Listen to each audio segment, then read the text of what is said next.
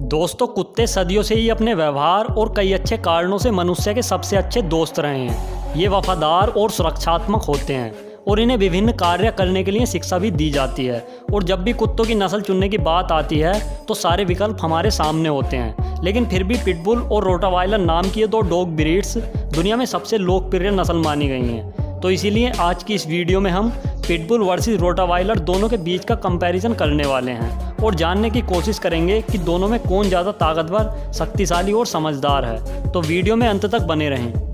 Aggressiveness.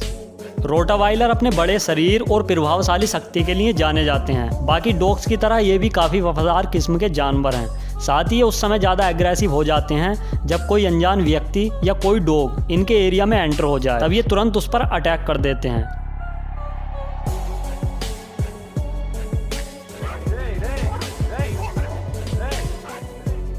तो दूसरी तरफ पिटबुल लोगों के साथ अच्छा बर्ताव रखते हैं, लेकिन रोटावाइलर की तरह ये भी अपने मालिक के लिए अपनी जान दे भी सकते हैं और किसी की जान ले भी सकते हैं। अगर किसी डॉग से इनकी लड़ाई हो जाती है तब ये पीछे नहीं हटते और इनके द्वारा इंसानों पर किए गए हमलों की खबरें भी हमें सुनने को मिलती रहती हैं। अगर देखा जाए तो एग्रेसिवनेस के मामले में कहीं ना कहीं पिटबुल रोटावाइलर से आगे है।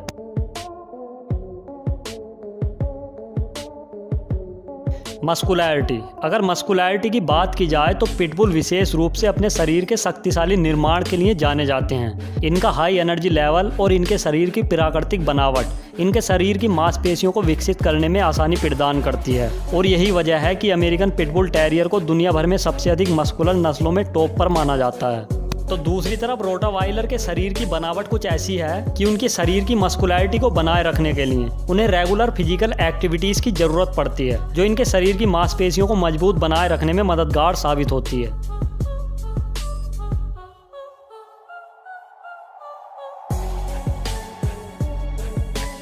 Bite force. तो चलिए अब बात करते हैं दोनों के बाइट फोर्स की। तो पिटबुल अपने मजबूत जबड़ों के लिए जाने जाते हैं और इनका बाइट फोर्स करीब 235 psi का है। जब पिटबुल किसी को बाइट करता है तो इसका जबड़ा ऑटोमेटिक लॉक हो जाता है और इसे अनलॉक होने में काफ़ी टाइम लगता है।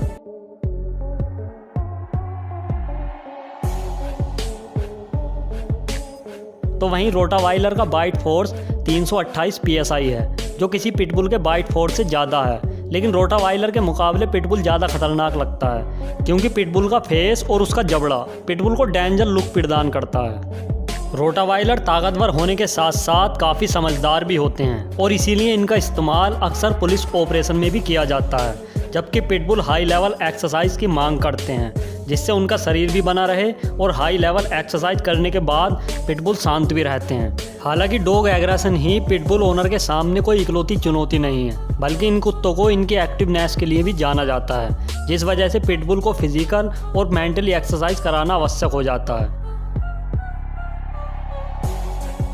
तो वहीं रोटावाइलर एक काम करने वाली नस्ल है और ये आलस पसंद नहीं करते।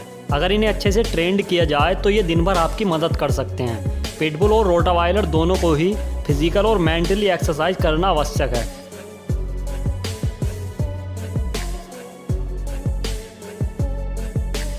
प्रोटेक्शन। अगर बात प्रोटेक्शन की जाए तो उसमें भी पिटबुल को अच्छा माना जाता है, क्योंकि अपनी फैमिली को पूरी तरह सुरक्षित रखना जानते हैं। अगर कोई अनजान व्यक्ति उस घर में जाता है जहां पिटबुल मौजूद है तो ये उस शख्स को संदेह की नज़र से देखते हैं। वास्तव में पिटबुल काफ़ी सेंसिटिव डॉग है और अपने परिवार का व्यवहार देखकर एक्शन लेते हैं। अगर पिटबुल को लगता है कि उसकी फैमिली को अनजान शख्स से खतरा है तो ये तुरंत उस पर हमला कर देते हैं। और प्रोटेक्शन के मामले में यही काम रोटावाइलर भी करता है।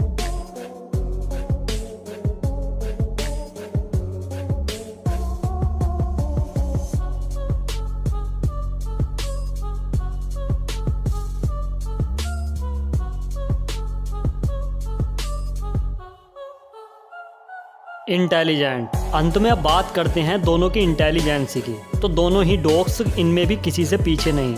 इन डॉग्स को अगर अच्छे से ट्रेन किया जाए तो ये दोनों ही काफ़ी जल्दी सीख जाते हैं और अपने ओनर के प्रति अपनी जिम्मेदारियां भी अच्छे से निभाते हैं। तो आज की इस वीडियो में इतना ही। अगर आप भी एक डॉग लवर हैं तो कमेंट में ज़रूर बताएं कि आपको कौन सी डॉग ब्रीड पसंद है।